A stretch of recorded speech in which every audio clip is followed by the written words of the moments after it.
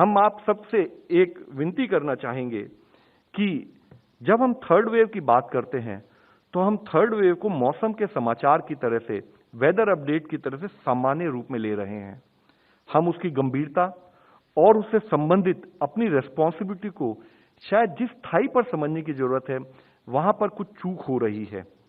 यह मॉनसून की बारिशों से आने से पहले कहीं हम घूमने चले जाएं, या ऐसा कोई सिंपल आचरण नहीं है, बल्कि वायरस वर्सेस ह्यूमन बीइंग, इसके बीच चलने वाली कंटिन्यूअस लड़ाई है।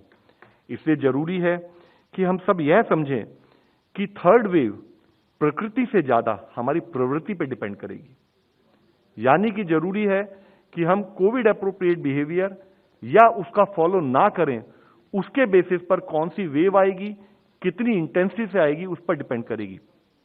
तो हमारे सामने जरूरी है कि हम यह ध्यान रखें कि हमारी चॉइस क्या बनती है।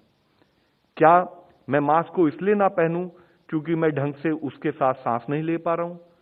क्या मैं अपने आप को आइसोलेट इसलिए ना करूं क्योंकि मैं अकेले घर में बोर हो गया? क्या मैं अपने मास्क से फेस कवर होता है तो मैं इसलिए ना पहनूं?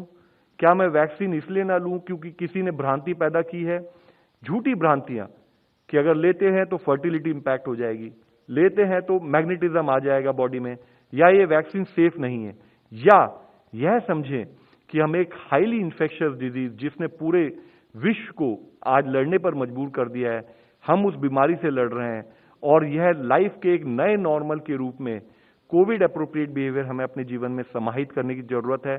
और अंत में यह हमारा ही निर्णय होगा कि हम किस डायरेक्शन में ओवरऑल कोविड मैनेजमेंट की लड़ाई को ले जाना चाहते हैं।